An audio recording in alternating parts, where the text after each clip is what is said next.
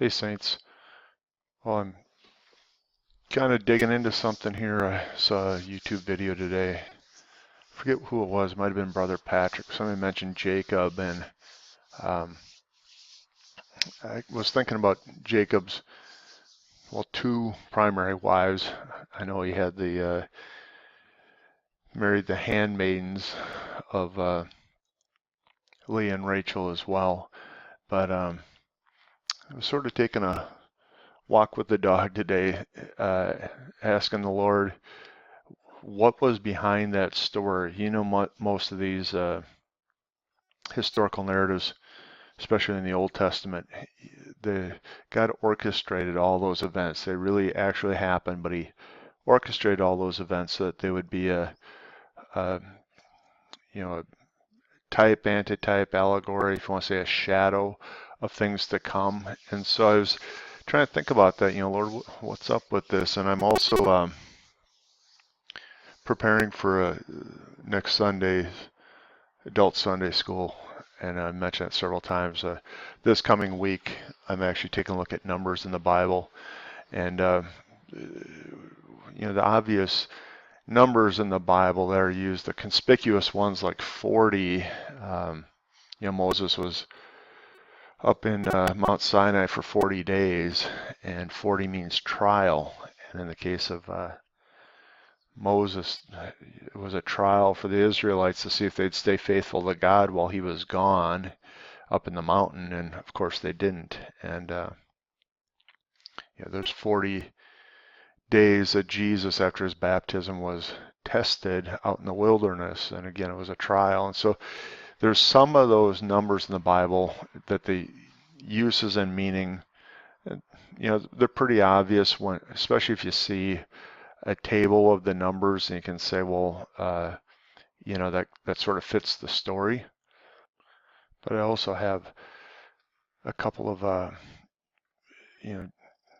deacon slash elder slash much more astute people in this class, and I always like to leave them with something a little bit deeper. And so I had these two thoughts going on. How do I get something a little bit deeper in terms of use of numbers in the Bible, and just kind of going along with that, this story of Jacob and Leah and Rachel. So my first thought was, you get two brides in the Bible, your head, I think, sort of goes to, at least mine did, the Israelites, and God saying He took them as a bride, and then the church, after Israel was set aside, blinded in part, till the full number of Gentiles comes in, and Jesus calling the church His bride. You sort of get that two bride notion there with Israel and the church. But the story here in Genesis 29 doesn't exactly fit that. And I guess the part that I don't know, concerned me right out of the gate in terms of that allegory was Rachel isn't really, Leah isn't really loved. She was the first one. She wasn't really loved. And matter of fact, there's a little, I don't know, she's called tender-eyed. And hang on a sec. Verse 17 here, we've got this tender-eyed, but Rachel was beautiful and well-favored. And when you look at the Strong's, tender-eyed, it really means weak. And eyed is the look of the person, not just, their eye, but how they look to you. And so, weak affliction is kind of the way Leah is described, and then Rachel is truly loved or beautiful and favored here. And so I thought, well, yeah, that doesn't really fit the allegory. And so I was kind of walking on my walk, like I said, and I was praying. I said, Lord, what is this about? And when women are used symbolically in the Bible, it's representing a faith system. Could be good, could be bad, but it's a faith system. And I thought, oh, you know what? We're talking about Jacob, who is Israel. And, there's two covenants there. There's the faith system as it exists under Mosaic law, And we know that that was, the disciplinary, because they rejected God's offer for them to be a holy and special people at Mount Sinai because they were afraid of him, didn't want to die by hearing his voice again. They received the law, and that was the weaker system. And then what is truly going to happen, the new covenant, is going to be based on the heart. And Jesus pointed to that in Matthew chapter 5 with the Sermon on the Mount, where he took parts of the law, you'd commit adultery if you even commit it in your heart by lusting after someone, right? So he shows that the law becomes a matter of the heart with the new covenant. And that's really, you can't, God's saying the new covenant is a better covenant, and it's based on love, right? When Jesus was asked, what are the greatest commandments? He summed it up: love the Lord your God with all your heart and soul, and love your neighbor as yourself. And those are the sum of the law. Well, there you got the two comparisons, at least in my mind. I'm just trying to give you my type and shadow interpretation of really what this is. And so under the law of Moses, it was a weak covenant, and God's relationship with his children was there, demonstrating obedience and the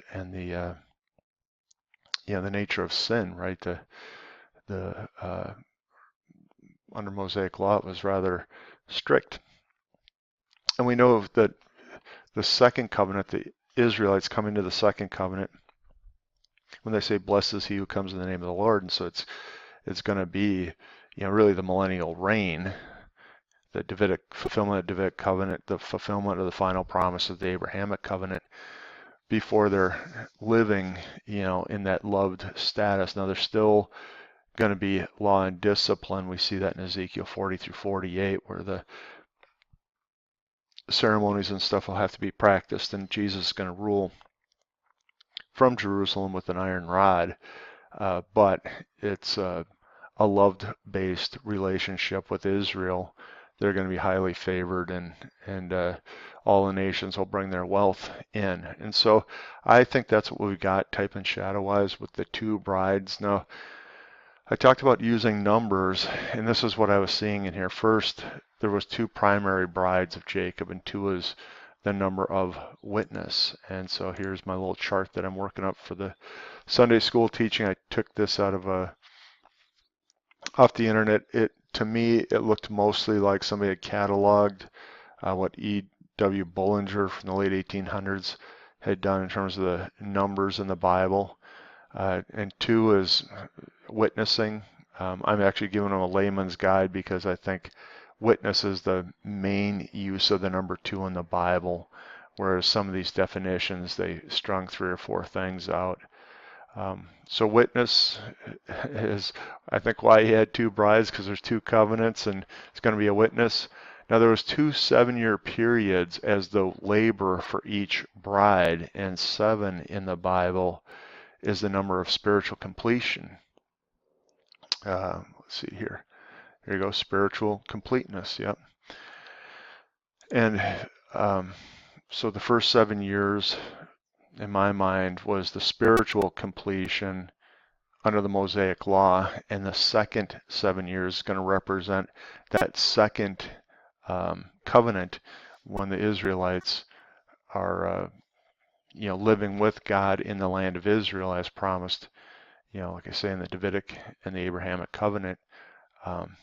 So 2 periods of divine completion, but was a totals 14 years. Now this is cool, right? Because 14 is deliverance and salvation, and that's exactly what is going to happen. Is finally sin and death is going to be put down at the end of the millennial reign, and everybody that remains will be redeemed. So that's awesome. Now, as I was going through there was a couple other things that just struck my mind. It's like, okay, this is Jacob, and he ran away from his brother, if you remember Esau, and he ran into the land of Haram, or I think it's Haram. Yes, of Haran we. And I looked up in the Wikipedia. Now Haran, I don't know if you can see this. When I click on it, it doesn't show Haran anymore on the map, which is kind of funny. But here is a bigger blown up map. Now Haran is right in this very south and a little bit east part of Turkey here, and it's was used in the Bible before.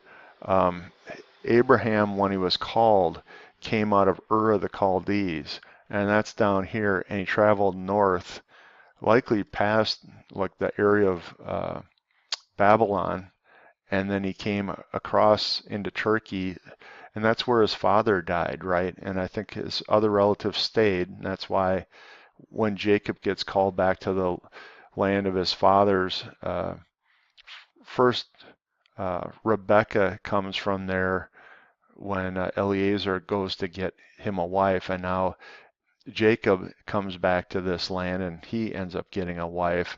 And so they're kind of on the road to Babylon. I mean, they're following that road backwards to really to the Ur of the Chaldees or the Mesopotamia area where Babylon was. And I'm thinking, I don't want to read too much into it, but that's kind of curious.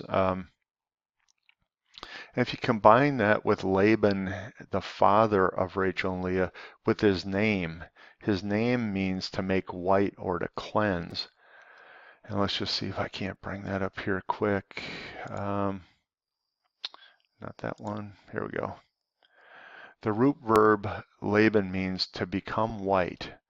It's mostly used figuratively in an ethical sense or to purify. So I think this is all kind of adding into the thing. So, it's kind of like Jacob goes off back into the world, if you want to say, toward Babylon, and he comes to Laban, and this I think is really, from a type and shadow standpoint, if this is Israel under the old and new covenants, God's got them in the world, and since they're daughters of Laban, why is he doing that? Well, it's to purify them, it's to cleanse them. That was the promise. Was it in Deuteronomy? If they didn't obey all the commands, that they'd be kicked out of the land. It was to cleanse them and to purify them. It's basically a trial. God cleanses us under trial. So I thought that was kind of neat that that's maybe part of this type and shadow going on. And then there was a really, I'll say kind of, it's one of those things I'll just call kind of an oddball comment made there in Genesis 30 in verse 14. And Reuben went in the days of the wheat harvest and found mandrakes in the field and brought them unto his mother Leah. Then Rachel said to Leah, give me, I pray thee, of thy son's mandrakes. And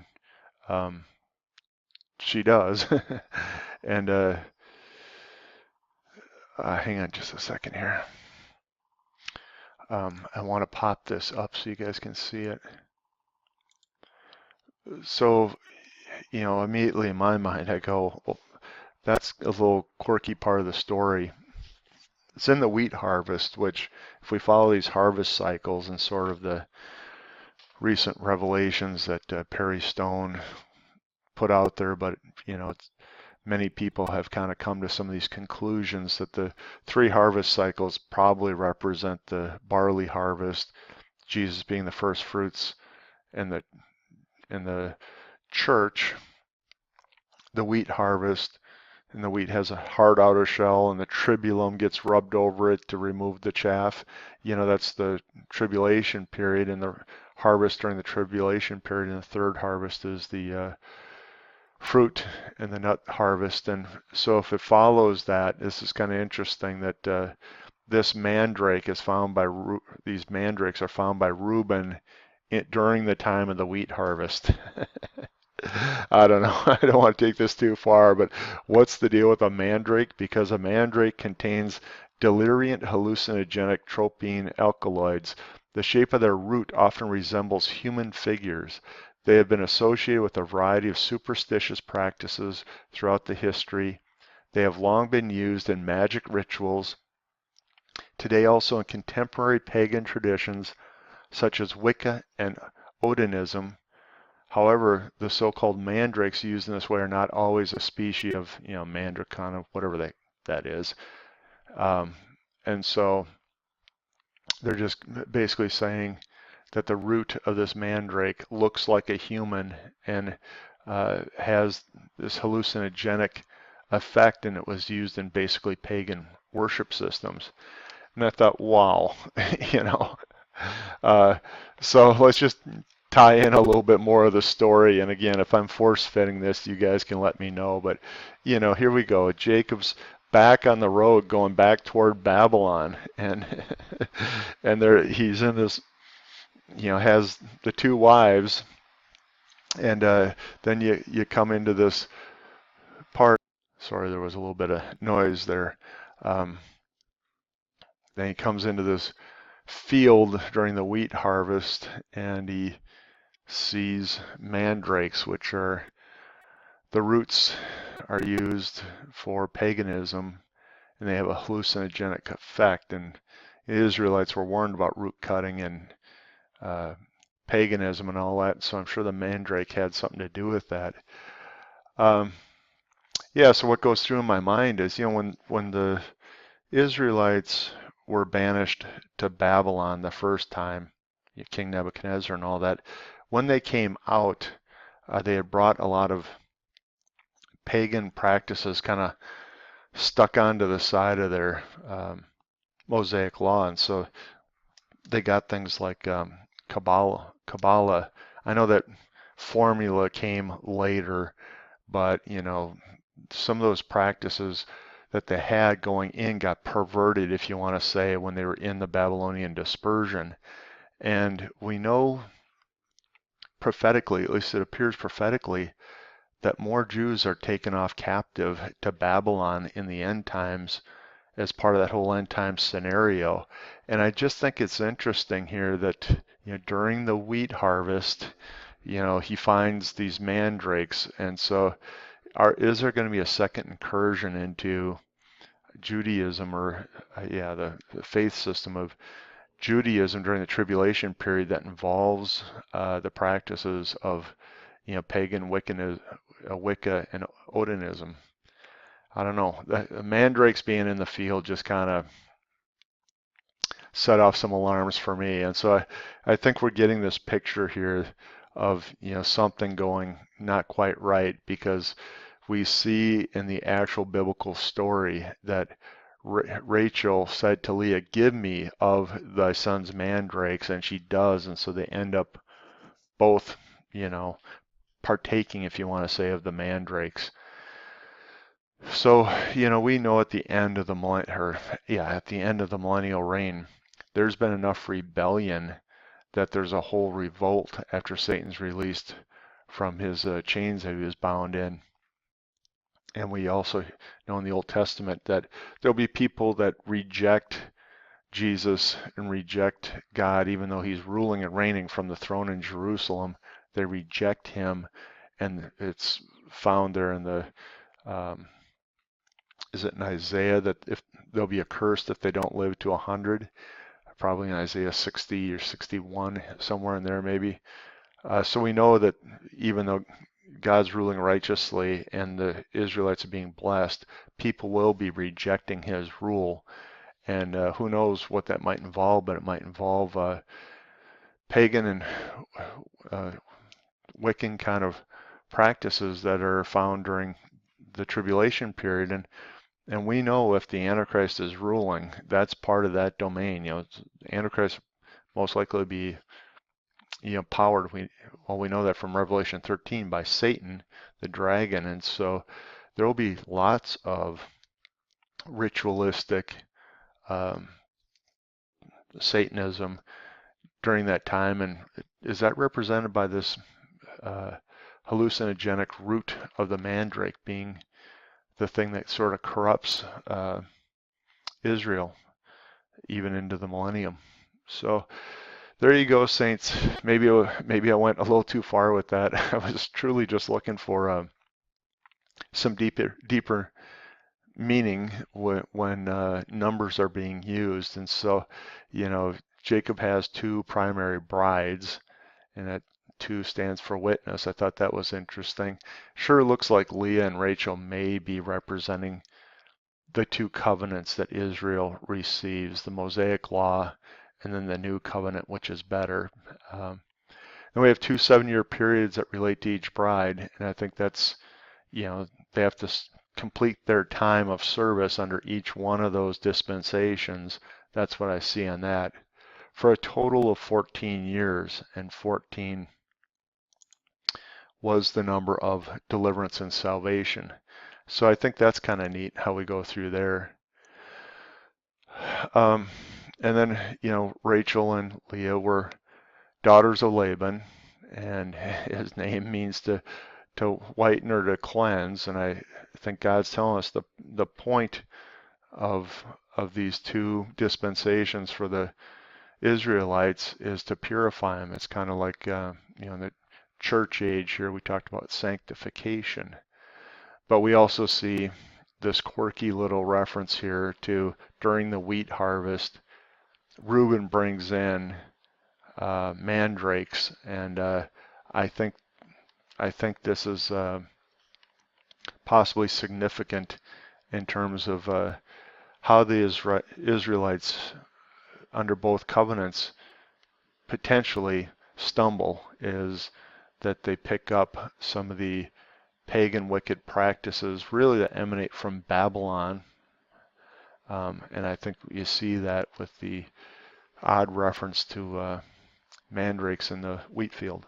So there you go, saints. Let me know what you think. I mean, we're still down here doing what we should be doing right until the end. But boy, if you look around, I mean, just today, the Pope threw his hat in with the UN asking for a world government. We've got to be close.